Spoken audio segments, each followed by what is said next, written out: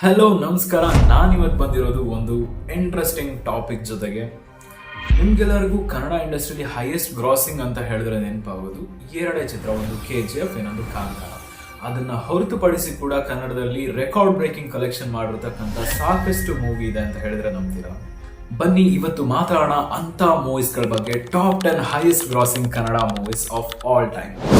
ಈ ಸಾಲಿನಲ್ಲಿ 10ನೇ ಸ್ಥಾನದಲ್ಲಿರ್ತಕ್ಕಂಥ ಮೂವಿಲಿ ದರ್ಶನ್, ಅಂಬರೀಶ್, ರವಿಚಂದ್ರನ್ ಹಾಗೂ ಶಶಿಕುಮಾರ್ ಅಂತ ಕನ್ನಡದ ಮೇರು ನಟರುಗಳು ನಟಿಸಿರ್ತಕ್ಕಂಥ ಕನ್ನಡದ ಮೊದಲ 3D ಮೈಥಾಲಜಿಕಲ್ ಚಿತ್ರ ಕುರುಕ್ಷೇತ್ರ. ಈ ಚಿತ್ರದ ಬಜೆಟ್ ಬಂದ್ಬಿಟ್ಟು ಸರಿಸುಮಾರು 75ರಿಂದ 80 ಕೋಟಿ ಹಾಗೂ ಇದು ಬಾಕ್ಸ್ ಆಫೀಸ್ ನಲ್ಲಿ ಕಲೆಕ್ಷನ್ ಮಾಡಿದ್ದು 90ರಿಂದ 95 ಕೋಟಿ. ಈ ಸಿನಿಮಾ ಅಷ್ಟೇನು ಲಾಭ ಮಾಡಿಕೊಡದೆ ಹೋದ್ರೂ ಕೂಡ ಹಾಕಿರೋ ಬಂಡವಾಳನ್ನ ವಾಪಸ್ ತಕ್ಕೊಳ್ಳೋದ್ರಲ್ಲಿ ಯಶಸ್ವಿ ಆಯ್ತು ಅಂತಾನೆ ಹೇಳ್ಬೋದು.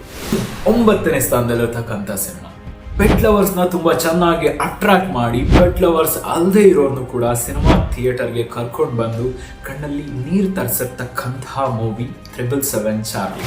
ಈ ಚಿತ್ರದ ಬಜೆಟ್ ಸರಿಸುಮಾರು 15 ಕೋಟಿ ಹಾಗೂ ಇದು ಬಾಕ್ಸ್ ಆಫೀಸ್ ನಲ್ಲಿ ದುಡಿದಿದ್ದು ಸುಮಾರು 105ರಿಂದ 115 ಕೋಟಿ.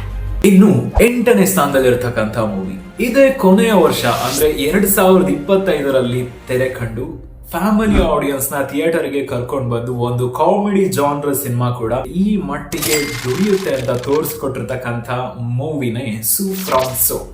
ಅತ್ಯಂತ ಕಡಿಮೆ ಬಜೆಟ್ ಅಂದ್ರೆ 5.5 ಕೋಟಿ ಬಜೆಟ್ ಹಾಕಿ ತಯಾರಾದಂತ ಈ ಸಿನಿಮಾ ಬಾಕ್ಸ್ ಆಫೀಸ್ ನಲ್ಲಿ ಗಳಿಸಿದ್ದು ಸರಿ ಸುಮಾರು 125 ಕೋಟಿ. ಇನ್ನು 7ನೇ ಸ್ಥಾನ. ಸಿನಿಮಾದ ರಿಲೀಸ್ಗೂ ಮುನ್ನವೇ ಚಿತ್ರದ ನಾಯಕನ ಅಗಲಿಕೆಯಿಂದ ಈ ಚಿತ್ರಕ್ಕೆ ಒಂದು ಸ್ವಲ್ಪ ಹೊಡೆತ ಬಿದ್ದಿದ್ದಂತೂ ಉಂಟು. ಕೆಲವೊಂದು ಪೋರ್ಷನ್ಗಳು ಬಾಕಿ ಇದ್ರೂ ಸಹ ಪುನೀತ್ ರಾಜ್ಕುಮಾರ್ ಅವರ ಬರ್ತ್ಡೇ ದಿನಾನೇ ಈ ಚಿತ್ರವನ್ನ ರಿಲೀಸ್ ಮಾಡಬೇಕು ಅಂತ ಹೇಳಿ ಕೆಲವೊಂದು ಕಥೆಯಲ್ಲಿ ಬದಲಾವಣೆ ಮಾಡಿಕೊಂಡು CG ಮುಖಾಂತರ ಪ್ಯಾಚ್ ಅಪ್ ಮಾಡಿಬಿಟ್ಟು ಈ ಸಿನಿಮಾವನ್ನ ತೆರೆ ಕಾಣಿಸಿದ್ರು. ಸರಿಸುಮಾರು 60 ಕೋಟಿಯಲ್ಲಿ ತಯಾರಾದಂತ ಈ ಚಿತ್ರ ಬಾಕ್ಸ್ ಆಫೀಸ್ ನಲ್ಲಿ ದುಡಿದಿದ್ದು ಸುಮಾರು 140 ಕೋಟಿಗೂ ಅಧಿಕ. ಇನ್ನು ಈ ಸಾಲಿನ 6ನೇ ಸ್ಥಾನ. ಕನ್ನಡದ ಬಹು ದೊಡ್ಡ ಪ್ರಾಜೆಕ್ಟ್ ಒಂದನ್ನ ಕೈಗೆತ್ಕೊಂಡ ಹೀರೋ ಮತ್ತೆ ಡೈರೆಕ್ಟರ್ಗೆ ಎದುರಾಗಿದ್ದು ಬಜೆಟ್ ಹಾಗೂ ಸಿನಿಮಾಗೆ ಬೇಕಾದಂತ ಟೆಕ್ನಾಲಜಿಯ ಕೊರತೆ. ಹಾಗಾಗಿ ಆ ಸಿನಿಮಾವನ್ನ ತಾತ್ಕಾಲಿಕವಾಗಿ ಅಲ್ಲಿಯೇ ನಿಲ್ಲಿಸಿ ಇನ್ನೊಂದು ಸಿನಿಮಾದ ಪ್ರಾಜೆಕ್ಟ್ ನ ಕೈಗೆತ್ಕೊಂಡ್ರು. ಆ ಸಿನಿಮಾನೇ ವಿಕ್ರಾಂತ್ ರೋಣ. ಕಥೆಯಲ್ಲಿ ಸ್ವಲ್ಪ ರಂಗಿತರಂಗ ಚಿತ್ರವನ್ನೇ ಹೋಲುತ್ತೆ ಅನ್ನೋ ಕಾರಣಕ್ಕೋಸ್ಕರ ಈ ಸಿನಿಮಾಗೆ ಸ್ವಲ್ಪ ನೆಗೆಟಿವಿಟಿ ಸಿಕ್ಕಿದ್ದಂತೂ ಹೌದು. ಆದರೆ ಪರ್ಸ್ನಲಿ ನನಗೆ ಈ ಸಿನಿಮಾ ತುಂಬಾನೇ ಇಷ್ಟ. ಇದರ ಮೇಕಿಂಗ್ ಸ್ಟೈಲ್ ಹಾಗೂ ಸ್ಟೋರಿ ಟೆಲ್ಲಿಂಗ್ ನನಗೆ ತುಂಬಾನೇ ಇಷ್ಟ ಆಗಿತ್ತು. ಒಳ್ಳೆ ಎಕ್ಸ್ಪೀರಿಯನ್ಸ್ ಕೂಡ ಸಿಕ್ಕಿತ್ತು. ಈ ಚಿತ್ರದ ಬಜೆಟ್ ಬಂದ್ಬಿಟ್ಟು ಸರಿಸುಮಾರು 90ರಿಂದ 95 ಕೋಟಿ ಹಾಗೂ ಇದು ಬಾಕ್ಸ್ ಆಫೀಸ್ ನಲ್ಲಿ ಗಳಿಕೆ ಮಾಡಿದ್ದು ಸರಿಸುಮಾರು 160ರಿಂದ 170 ಕೋಟಿ. ಇನ್ನು 5ನೇ ಸ್ಥಾನ. ಬರೀ ಕನ್ನಡ ಮಾತ್ರ ಅಲ್ಲ, ಇಂಡಿಯನ್ ಇಂಡಸ್ಟ್ರಿಯ ಮೇಕಿಂಗ್ ಸ್ಟೈಲ್ ಹಾಗೂ ಸ್ಟೋರಿ ಟೆಲ್ಲಿಂಗ್ ಸ್ಟೈಲ್ ನ ಬದಲಾಯಿಸಿದಂತ ಈ ಸಿನಿಮಾದ ಹೆಸರು KGF ಚಾಪ್ಟರ್ 1. ಈ ಸಿನಿಮಾದಿಂದ ಕನ್ನಡಿಗರಿಗೆ ಒಂದು ಹೆಗ್ಗಳಿಕೆ ಏನು ಅಂತ ಹೇಳಿದ್ರೆ ಕನ್ನಡ ಇಂಡಸ್ಟ್ರಿಲಿ ಫಸ್ಟ್ 100 ಕ್ರೋರ್ ರೀಚ್ ಆದಂತಹ ಸಿನಿಮಾ KGF ಚಾಪ್ಟರ್ 1. ಇದನ್ನ ಪ್ರೊಡ್ಯೂಸ್ ಮಾಡಿರ್ತಕ್ಕಂಥ ಹೊಂಬಾಳೆ ಪ್ರೊಡಕ್ಷನ್ ಈ ಸಿನಿಮಾಗೆ ಹಾಕಿರ್ತಕ್ಕಂತಹ ಬಜೆಟ್ 80 ಕೋಟಿ ಹಾಗೂ ಇದು ಬಾಕ್ಸ್ ಆಫೀಸ್ ನಲ್ಲಿ ಗಳಿಸಿದ್ದು ಸರಿ ಸುಮಾರು 250ರಿಂದ 260 ಕೋಟಿ. ಇನ್ನು 4ನೇ ಸ್ಥಾನ. ಅನಿಮೇಟೆಡ್ ಮೂವಿಗಳಿಗೆ ಒಂದು ಸ್ಟ್ಯಾಂಡರ್ಡ್ ಸೆಟ್ ಮಾಡಿ ಕೊಟ್ಟಂತಹ ಈ ಮೂವಿ ಹಾಗೂ ಇಂಡಿಯನ್ ಅನಿಮೇಟೆಡ್ ಮೂವೀಸ್ಗಳು ಕೂಡ ಈ ರೇಂಜಲ್ಲಿ ಹಿಟ್ ಆಗುತ್ತೆ, ಇಷ್ಟು ಗಳಿಸುತ್ತೆ ಅಂತ ತೋರಿಸಿಕೊಟ್ಟಂತಹ ಈ ಮೂವಿ ಹೆಸರು ಮಹಾವತಾರ ನರಸಿಂಹ. ಈ ಸಿನಿಮಾದ ಪ್ರೈಮರಿ ಲ್ಯಾಂಗ್ವೇಜ್ ಕನ್ನಡನೇ ಆಗಿದ್ರು ಕೂಡ ಈ ಸಿನಿಮಾ ಹೈಯೆಸ್ಟ್ ಕಲೆಕ್ಷನ್ ಮಾಡಿರೋದು ಹಿಂದಿ ಬೆಲ್ಟ್ ನಲ್ಲಿ. ಇದರ ಬಜೆಟ್ ಬಂದ್ಬಿಟ್ಟು ಸರಿ ಸುಮಾರು 40 ಕೋಟಿ ಹಾಗೂ ಇದು ಇಂಡಿಯನ್ ಇಂಡಸ್ಟ್ರಿಯಲ್ಲಿ ಕಲೆಕ್ಟ್ ಮಾಡಿದ್ದು ಸರಿ ಸುಮಾರು 326ರಿಂದ 330 ಕೋಟಿ. ಇನ್ನು 3ನೇ ಸ್ಥಾನ. ನಿಮ್ಗೆಲ್ಲರಿಗೂ ಗೊತ್ತಿರೋ ಹಾಗೆ ಅತಿ ಕಡಿಮೆ ಬಜೆಟ್ ಅಂದ್ರೆ 15 ಕೋಟಿನಲ್ಲಿ ತಯಾರಾಗಿದ್ದಂತ ಈ ಸಿನಿಮಾದ top notch quality, top notch story telling ಜೊತೆಗೆ ಬಂದು ಈ ಸಿನಿಮಾವು ಕನ್ನಡದಲ್ಲಿ ಹೊಸ ಅಲೆ ಅಂದ್ರೆ ಹೊಸ ರೆಕಾರ್ಡ್ನೇ ಸೃಷ್ಟಿ ಮಾಡಿತು ಹಾಗೂ ಈ ಸಿನಿಮಾಗೆ ಸಿಕ್ಕಂತಹ ಮನ್ನಣೆಯಿಂದ ಆ ಸಿನಿಮಾದ ಡೈರೆಕ್ಟರ್ ಅದರ ಪ್ರೀಕ್ವಲ್ ಕೂಡ ಅನೌನ್ಸ್ ಮಾಡಿದ್ರು. ಇದೇ ಕನ್ನಡದ ಡಿವೋಷನಲ್ ಹಿಟ್ ಮೂವಿ ಕಾಂತಾರ.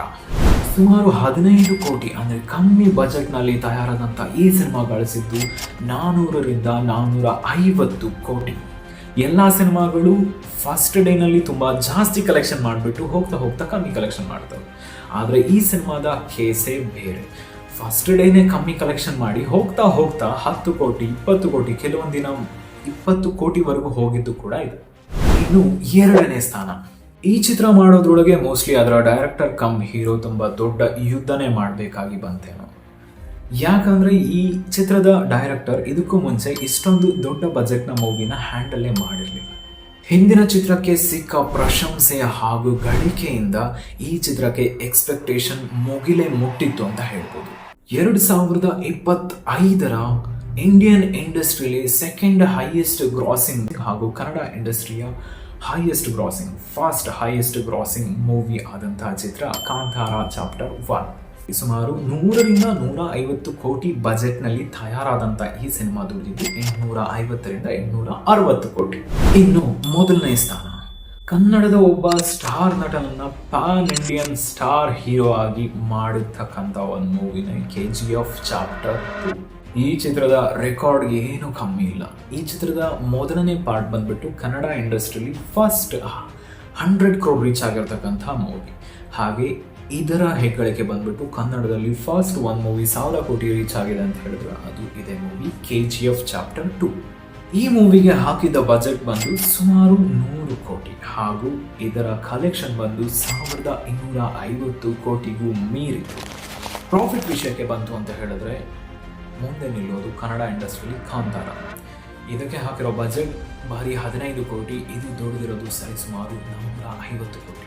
ಇದಕ್ಕೆ ಹಾಕಿರೋ ಬಜೆಟ್ಗಿಂತ 24 ಪಟ್ಟು ಜಾಸ್ತಿ ದುಡ್ಡು ಇದು ಬಾಕ್ಸ್ ಆಫೀಸ್ನಲ್ಲಿ ಗಳಿಸಿದೆ. ಹಾಗಾಗಿ ನಂಬರ್ 1 ಪ್ರಾಫಿಟಬಲ್ ಮೂವಿ ಅಂತ ಕನ್ನಡದಲ್ಲಿ ಹೇಳೋದಾದ್ರೆ ಅದು ಕಾಂತಾರ ಚಾಪ್ಟರ್ 1 ಅಲ್ಲ, ಇದಕ್ಕಿಂತ ಪ್ರೀವಿಯಸ್ ಕಾಂತಾರ ಬಂತಲ್ಲ ಆ ಕಾಂತಾರ.